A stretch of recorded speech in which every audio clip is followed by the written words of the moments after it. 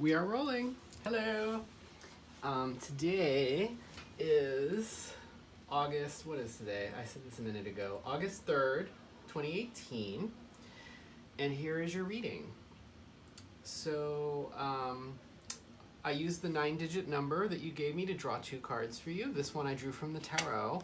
And I usually use it at the end to kind of sum up the reading or kind of bring guidance to the reading. That's how it usually functions. The deck that you picked is the Universal Weight Tarot, and you picked animals, so we're gonna look at the Secret Language of Animals Oracle, book by Chip Richards, but the illustrations are by my favorite oracle card artist, Jimmy Manton, who is Australian. So I like to draw this oracle card to kind of set the tone for the reading. So let's see what you got. It is stuck to the rubber mat. There we go. You got wood. That's interesting. I don't remember getting wood before from the animal deck, but wood. Growth, connection, support, and renewal. So the theme for the reading is about growth, connection, support, renewal. A lot of animals live in trees, right? So I guess it makes sense. So now, let me review your question. You said, I'm studying in Germany and having now a summer vacation in Vietnam. And here's the crux. So I don't understand why my boyfriend in Germany is getting strange. He's acting strange. He doesn't answer your messages. You want to know what it is about him and how is my and you also want to know about how you're studying. How is my studying in the coming semester? I think you mean like how's school going to go for you in the next semester. So we can take a look at both of those things. And was there anything? Nope. In the rest of our conversation, that was it. So let's take a look at those 2 areas of your life. So we'll draw a general foundation for you, and then we will look at the specifics of the relationship and the school semester for you.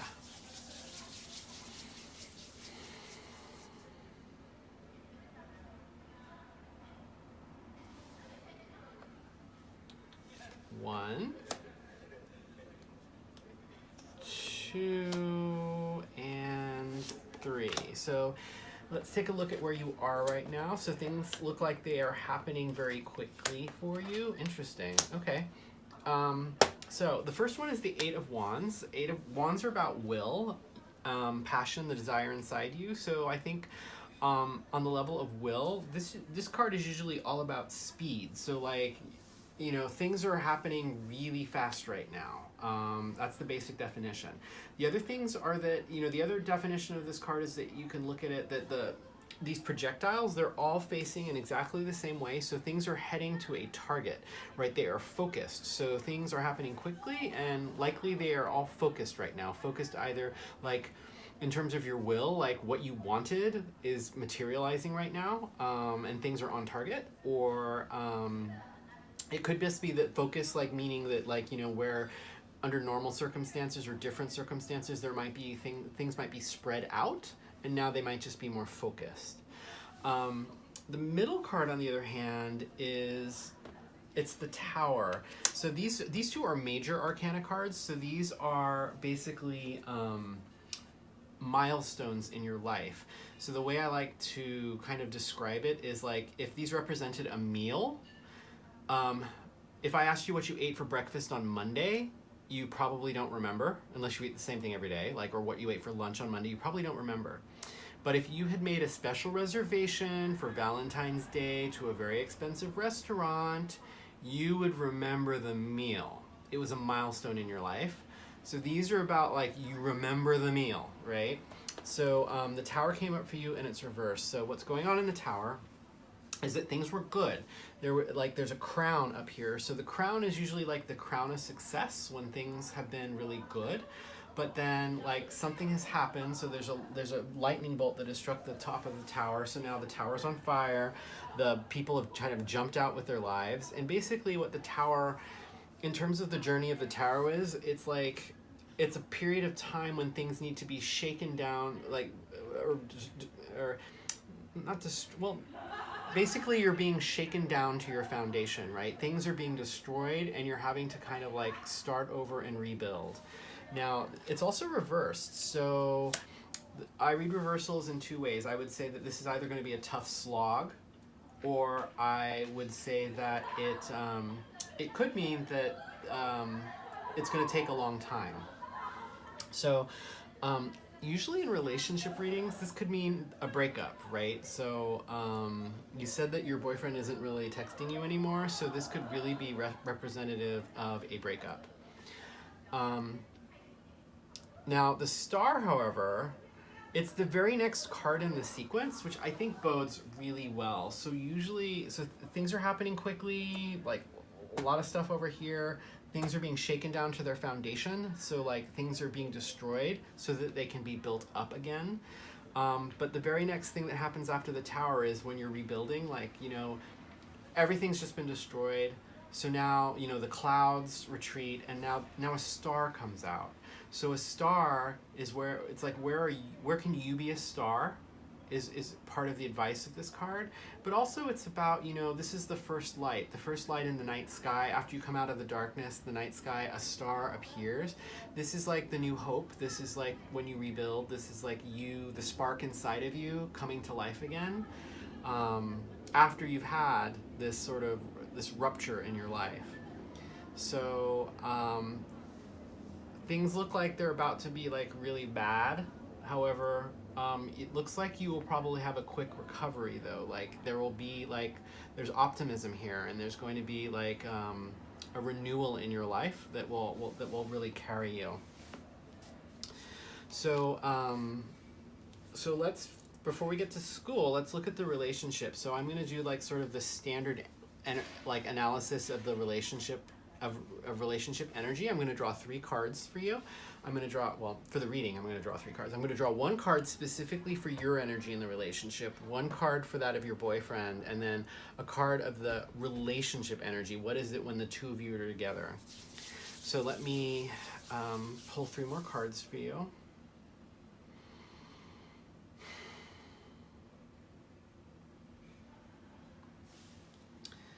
This one's for you.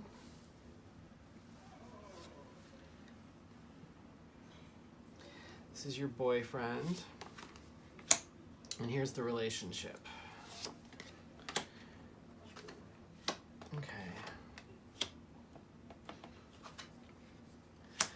Okay, so they're all reversed, so things are really blocked right now. And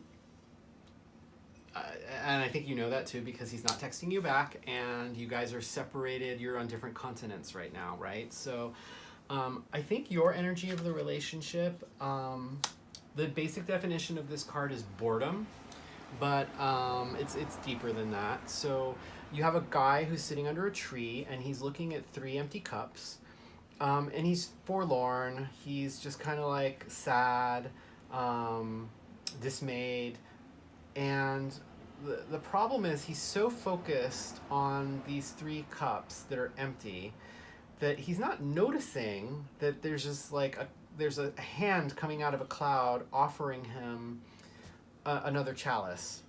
And this is the imagery. This hand in the cloud thing is the imagery that's on in this deck and some other decks. It's the images of the aces. So aces are usually like a divine offering of the energy of the suit. It's like an opportunity that's sort of fleeting. So you have a short period of time where you can grab it. If not, you have to wait until the next time it's offered. So I think this could be that, you know, you could have been focusing maybe on what was not fulfilling about the relationship.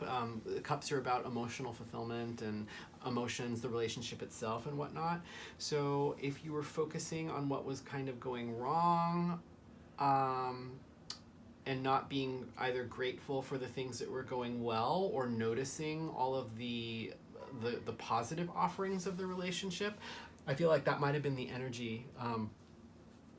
That, you know, somehow you were maybe more focused on the negative than the positive here, and that it might have been tough too. Like the reversals, I read them as like it was a tough slog. It was it took a long time. It was delayed in some way. So I think in this case it just might be overall the relationship is blocked right now, like just the reversals are just kind of like that's the theme, or it could be specifically that was kind of a hard time for you. Your boyfriend was definitely in a joyful place for the relationship, so he had the preceding cards. So this is like basically people gathered together dancing with joy. There's like a cornucopia, like a theme down here in the bottom too. So like plenty, there's like the notion of plenty, like being fulfilled on an emotional level. So he definitely had the energy in the relationship of feeling fulfilled on an emotional level. However, you know, the three figures in the card are basically kind of intertwined, and you're at a very big distance right now. So that could be part of the blockage. The fact that, you know, when you're together, there's like he's feeling a whole bunch of joy, but that's been taken away now because you are distant. Now, the nature of the relationship, you guys got the Death card. So again, this is a major arcana card. It is like the milestone type things. So death, it's literally the ending of something, right? It's the ending of something so that it can be reborn in another form elsewhere. So I think there was a time when things were great in the relationship. You can see sort of the sun shining in the background, but I mean, there's no way to sugarcoat it, right? It sounds like the energy of the relationship is just over. It's death. So all cards have a light side and a dark side. So the light side of death is always about how when one thing ends, that makes room for another thing to begin. And this is just, looks like it's just going to be tough, right? The reversal, it's the blocked energy of the relationship, and it is just going to be horrible, is what I'm kind of getting from this right now. So, you know, my advice to you would be like to remember the phoenix. The phoenix rises from the ashes. So we all have to go through periods of death when, in order to basically be born anew. There's a lot of butterfly imagery in the tarot. So it's like, you know, the caterpillar kind of dies in its cocoon to be reborn as a butterfly. So, yeah, I think like the not returning your texts and stuff, I feel like they're definitely, you know, if you can't even contact him, this is like indicating that the energy of the relationships is over. This is a tough message to deliver, I know, and it's tough to hear. Let me not quite move on to the academics yet. Let me draw a guide for you, like an advice card, something. This one. Okay, well, you've got the next one. This is the next step, right? In the like, if you look at them in numeric, the cards in numeric sequence, you've got one and then the other. You've got the 4 here. You've got the 5 here of cups. They're both of cups. Again, a card that has the light side and the dark side. So the lesson of this card, this is, I have a pet name for it, but let me describe the foreground first. So you have a man who's like, 3 cups are knocked over here, so the contents of the cups have been spilt on the ground, and there's 2 upright cups behind him. So in this card, really, this is about sorrow, and he's depressed. You can just kind of, or she, you know, you can just see like the body language of like the hunched shoulders and the bowed head. So there's loss. This is sorrow and loss. So there's 2 bright elements to this card though.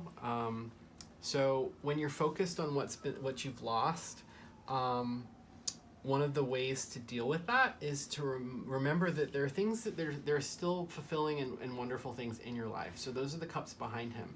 So he's sorrowful, and it's hard to turn around and to remember what to be grateful for in your life. So as a guide, you know, one of the things that can help get you through this would be like a gratitude journal to remind you of what the positive things in your life are. There's another message to this card, which is that 2 of the cups is spilled red liquid, and 1 of the cups is spilled green liquid. So a lot of tarot readers look at that as, you know, the red is the wine, and the green is often interpreted as poison. So one of the ways as you kind of move forward in life from a period of sorrow is to kind of take note of like of the loss. You've lost some stuff, but one of the part of what you've lost actually you didn't even want in the first place. So from a journaling perspective, from a using this card as a guide, I think one of the lessons of this card is that some of what you have just lost was a poison. It was a bad element in your life on an emotional level, and it's probably good that you've lost it, because who wants to drink poison, right? Another aspect of this card, there's like a river running through the cards. So like, river, like water clears things away. So eventually this feeling of sorrow will be taken away by the water. It will be flushed away. And in the very distance of this card, there's a bridge, right? And so there's that English expression, and there's a song like bridge over troubled water. So there is a bridge to take you to like, there's like this nice peaceful looking home, idyllic home in the distance here. So there is a way to get there. There's a way to get over the troubled waters here. It's in the distance though, so it's going to take some time to get there, but you can get there. So this is kind of depressing. So sorry about this. Let's take a look at your coming semester in school. So I'll draw two cards for this. Let's take, I'm going to draw a card for your energy, like your energy in terms of school, and then like the semester itself. Let me draw two. So let me pull the one for you first. And then let's draw one for the energy of school. Whoops. Let me move these over a little. This is you.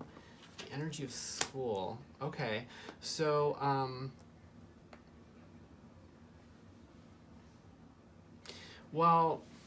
okay.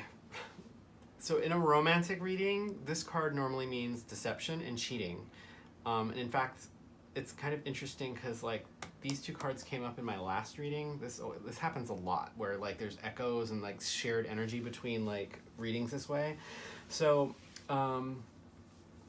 there's a number of ways to look at this card. So your energy in terms of school, the basic meaning of this card is deception. So I don't know how you want to read that in terms of school. Let me describe the scene and see, because I don't know what you study, and what your plans are for the next semester. But the scene is of a man who has 5 swords in his hand. There's 2 that are left behind. And he's basically tiptoeing away, so there's some deception going on here, or he's being sneaky. We don't really know like what's in his heart, but it looks like someone who's being sneaky. So if we call like a, what is it? Call a spade a spade. There's some definite deception going on here. Now there's like behind him in the background, right? There's an encampment.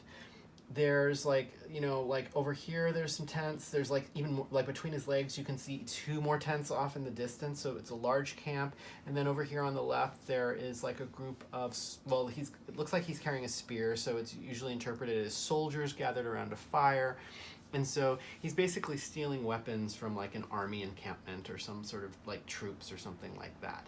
Now, what we can't know for sure is his motivation. So like, there's, as I was saying, that there's a light side and a dark side to every card. One of the ways you could look at this is that, these were his swords in the first place. So he's actually taking back what's rightfully his. And the reason why he's being sneaky is so that, he can actually get back what's rightfully his without being caught, right? It could be that he's doing something noble. Maybe those swords aren't his, but like, those soldiers, for all we know, are committing genocide or they're doing something horrible. So maybe he's like a freedom fighter. I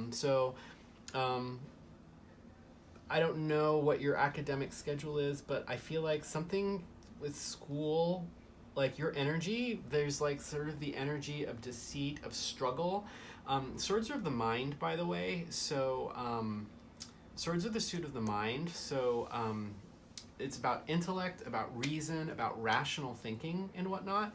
So in terms of your energy too, the deception or what's going on here, it could be an aspect of self-deception. So, in terms of school, this, this could be referring to like your course of study, meaning like, it could be deception in the sense of like, oh, I'm studying history and you're just trying to fool yourself into thinking that you really are passionate about history because you picked it and you don't want to change your major.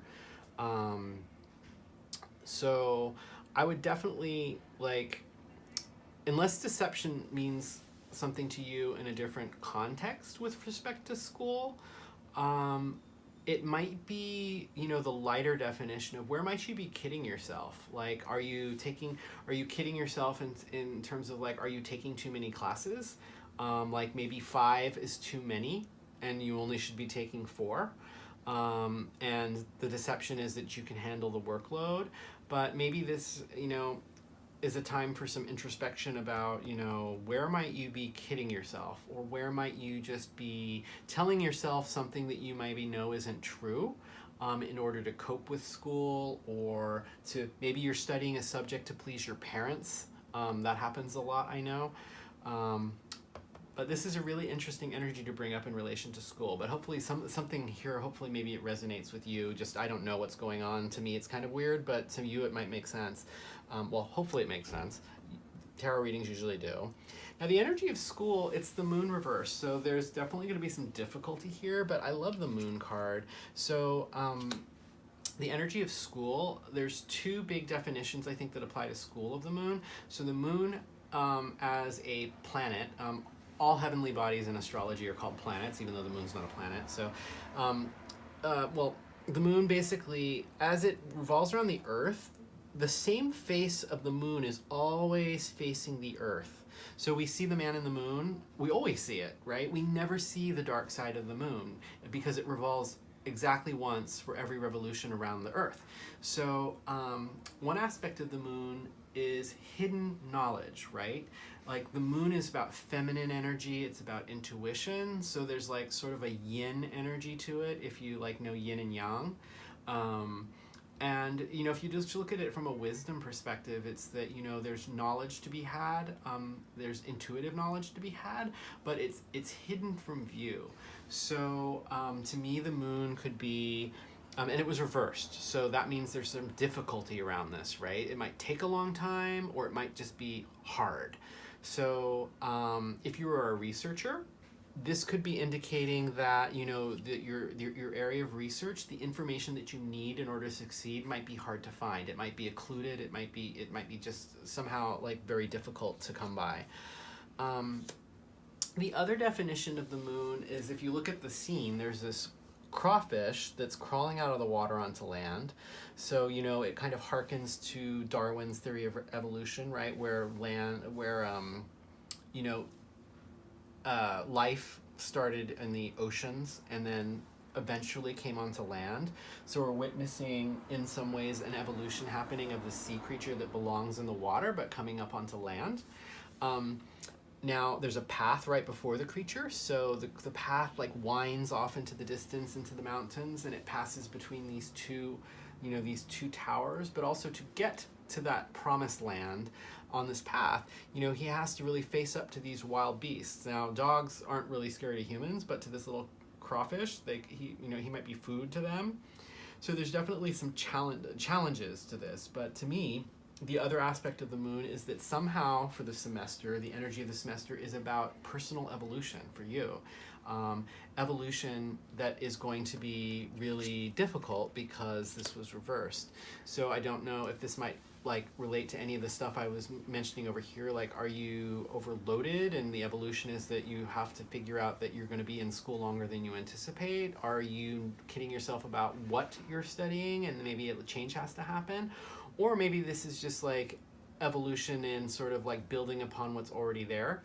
And although everything has been shaken down to its foundations, if we think about what was being said in the tower here, you are getting your spark back. This is, by the way, this is the moon is actually the next stage after the star. So this is the 17, this is the 18. So there's definitely a natural progression here. So maybe part of the star thing could have to do with your school and your academic career. So where are you going to shine after everything crumbles? Like maybe this is all about changing your major, or, I keep coming back to that, but like, ignore the actual changing the major part. Think of the aspect that's meaningful to you, something shaking down to its foundations. You need to like kind of have a mini rebirth where you can learn to shine again after you have everything crumbles. Maybe you were kind of kidding yourself about this, and this is kind of against your will to some degree, something crumbling, like having to make it some sort of change here. And kidding yourself about it. And then here is like, okay, the semester, like after the star, you're evolving in some way. So either building on foundations again after they've crumbled, or it could be that the evolution is actually something new, a new adventure. Like after this crumbles down and starting over again, maybe this is new. Or maybe again it could just be that your research, there's like this hidden knowledge, and you're just going to have to work really hard to find that as a part of your academic life, where to go next, or like a thesis or something like that. So I think that's all the cards I'm going to pull dynamically from the deck for you. Let's take a card. Now this is the card you picked. Let's take a look and see what advice, or how this sums up the reading, or what advice this is going to give to you. Okay, so it's the High Priestess. So there's a huge knowledge element to the High Priestess as well. So you'll notice she's carrying a scroll, and it says Torah on it. So really, that's like divine law, divine wisdom. So she has that in her hands. The priestess, there's a huge water energy of her. Like you can kind of see by her garments how that they kind of dissolve into like water, and they look like that. And there's also this, there's a tapestry behind her, and that separates her from, there's actually, you can see between the tapestry and these columns that there is water behind her too. So there's definitely like, there's a whole lot of emotion here, even though like if you look at her figure, it's emotionless. So I think that's one of the things that kind of the High Priestess keeps in check.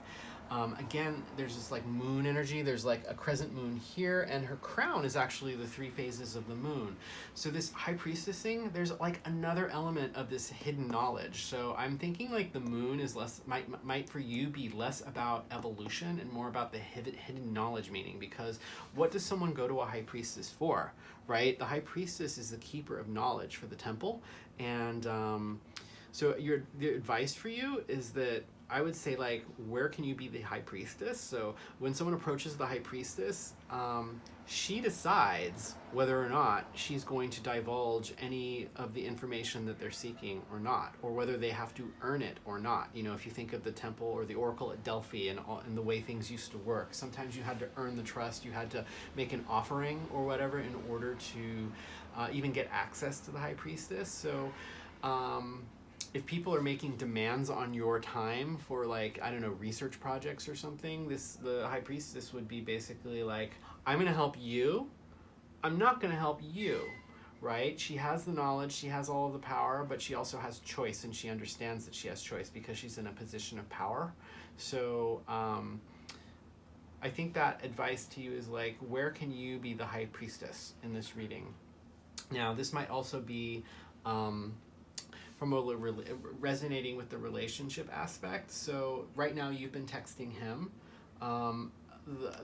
If we're looking at like, how can the High Priestess guide you in terms of like this relationship thing, the High Priestess is not going to be like running after followers that came to the temple, asking them for information. The High Priestess is the one receiving the texts, or waiting to receive the texts. And she's also the one who chooses whether or not she responds to those texts. So in terms of what's going on here, this could be also kind of signaling a way to change, to turn this around. Maybe that, if you're the one doing the texting, that's not what a High Priestess would do.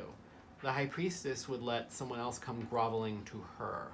So this could be an indicator too that you change your strategy about communication with your boyfriend, and stop texting and then see what happens, right? See if he starts texting you and starts, and maybe change the nature of the relationship to where can you be the high priestess? Where are you granting him access to you rather than you asking for access to him? So this could be a bit of a role reversal here too in, whatever's going on between the two of you right now. That could be like the second, well, not the second, the way that this resonates with the relationship aspect of the reading, and I started off with the way this relates to the academia. So let me just go back to the thing that started us off. So the wood was about growth, connection, support, renewal. So the first thing we drew actually resonates a lot with the reading, right? The concept of renewal here after being shaken down to the foundations. We have the concept of growth after a death, being reborn. Plants feed on dead wood, as you see in the image here. So I think definitely growth, connection, support, renewal. I think that's probably one of the things that you can that would be connected to the work if you choose to journal, like gratitude journal, and try to work on this sort of bridge over troubled water aspect of the reading here. That this sort of imagery of the wood really resonates. Okay, this reading's really a bummer. I haven't had a bummer reading in a while, and I shouldn't even complain because like you're living this, and you're really the one who's like in a foreign country right now dealing with a very tough situation. So let me wish you the best of luck with this. I hope this reading was useful to you, that it maybe gave you some insights, and I hope it gives you, lends some advice to you in order to deal with what seems like a very tough situation right now. Thank you for the opportunity to read for you, and take care of yourself.